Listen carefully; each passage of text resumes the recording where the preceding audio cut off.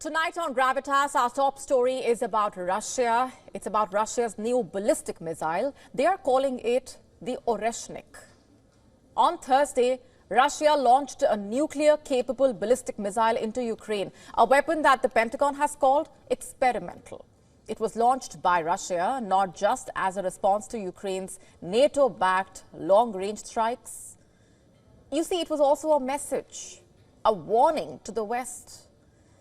Initially, Ukraine claimed that Russia had fired an intercontinental ballistic missile, or ICBM, which would basically mean an unprecedented escalation. However, Putin has now clarified that the missile was an experimental, nuclear-capable, hypersonic ballistic missile. So what exactly is this new Russian missile all about? Why did Ukraine initially, in a way, jump the gun and call it an ICBM? The Pentagon has said that it was informed of the strike beforehand. So why didn't it act to de-escalate is the immediate question. Also, is the United States, as Russia claims, deliberately fueling a global war? You see, after an entire day of confusion over Ukraine's claims that Russia fired an ICBM, the Russian president himself delivered a televised address from the Kremlin. And he put all confusion to rest, revealing that Russia had deployed a new hypersonic missile system in a strike on Ukrainian territory. In fact, he criticized the United States for escalating tensions, reiterated Russia's willingness to engage in peace talks, and blamed Washington for making the conflict global. Listen in. Еще раз хочу особо подчеркнуть, что применение противником подобного... In response to the use of American and British long-range weapons on November the 21st of this year, the Russian armed forces launched a combined attack on one of the facilities of the Ukrainian defense industry complex. In combat conditions, one of the newest Russian medium-range missile systems was also tested, in this case with a ballistic missile in non-nuclear hypersonic equipment.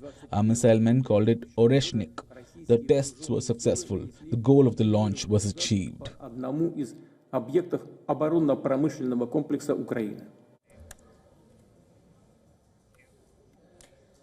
Vladimir Putin's address came after Ukraine struck Russia's pre-2014 borders using Western-made long-range missiles. Russia calls this a significant escalation of the conflict. Now, here's what we know about this missile and why it is not a match for the American ATACMS and the British Franco-Storm Shadow missiles.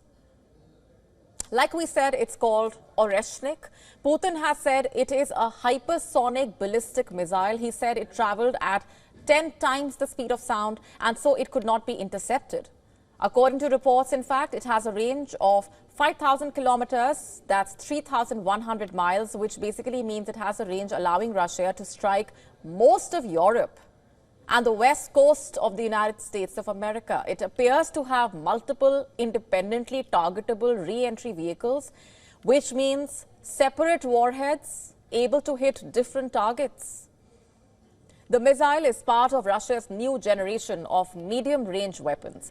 According to Putin, no existing air or missile defense systems, including those deployed by the United States in Europe, are capable of intercepting the Oreshnik. Experts say it could carry 6 to 8 conventional or nuclear warheads and was probably already in service. The Pentagon said the missile that Russia fired was based on the RS-26 Rubez intercontinental ballistic missile. Now, the Pentagon said the U.S. had been notified of the launch through nuclear risk reduction channels. Did launch an experimental intermediate-range ballistic missile. This IRBM was based on Russia's RS-26 Rubez intercontinental ballistic missile model.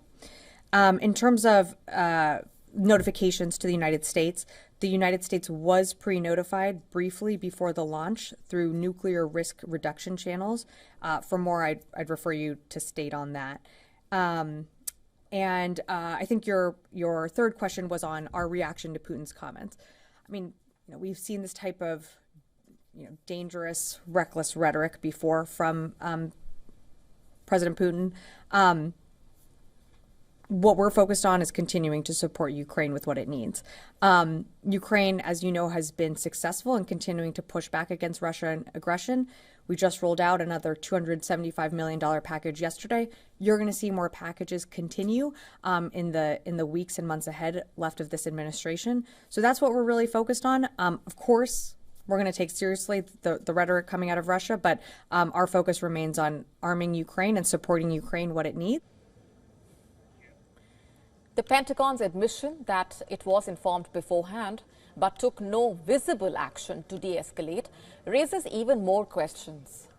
What is the Pentagon not revealing about the strike? Is the US allowing Ukraine to escalate the war? On Friday, NATO and Ukraine were still coming to terms with Russia's strike and Putin's admission of using experimental missile. According to reports, officials from Ukraine and NATO have decided to hold a meeting on Tuesday to discuss the Russian missile strike. The meeting will be held in Brussels and will take place on ambassadorial level. It was called by Kiev after the strike on the city of Dnipro, according to AFP. You see, ahead of negotiations promised by the incoming US President Donald Trump, both Russia and Ukraine seem to be jockeying for a position. Neither Ukraine nor Russia know what Trump will do when he takes office in January. But the escalations taking place right now could set a new status quo for the day he becomes President of the United States. As per reports, Ukrainian forces are focused on optimizing their battlefield position, which basically includes holding a portion of Russia's Kursk region. And this way, they can have a strong position before the new US administration comes in. In Washington, which is, of course, in the final months of Joe Biden's term, the mood is to arm Ukraine as much as possible. In fact, Biden has also given Ukraine authorization to use landmines and the right to send US military contractors in to fix the hardware, reportedly. But at what cost? You see, despite his tough words, Putin said that Russia remains open to talks with the missile launch. Putin has also warned NATO, do not test his patience. As for Ukraine, why did Ukraine prematurely, in a way, call it an ICBM? Was it truly a miscalculation? Or was it a strategic ploy to get more attention from NATO, possibly more aid, more weapons? You see, Ukraine's misrepresentation of facts, whether intentional or accidental, basically risks undermining its credibility with its allies. The West might start asking, is Ukraine trying to dictate the pace of escalation? And as for NATO, the stakes have never been higher. Every weapon they provide could be seen as an invitation for retaliation. The question really is, where does this end? And is this a tipping point in the Russia-Ukraine war, one that could spiral into a direct war between NATO and Russia, one that threatens to go global?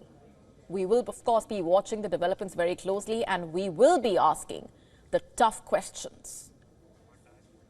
To stay up to speed with the latest news, download the WION app and subscribe to our YouTube channel.